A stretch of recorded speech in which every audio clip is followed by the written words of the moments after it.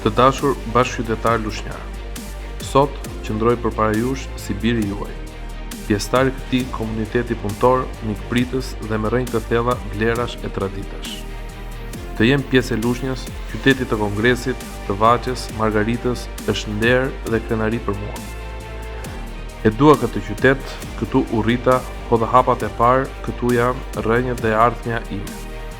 Nuk dua të vi me fjalë boshe, por vi këtu si doktor Alti, ai që keni besuar jetën e njerëzve tuaj më të dashur.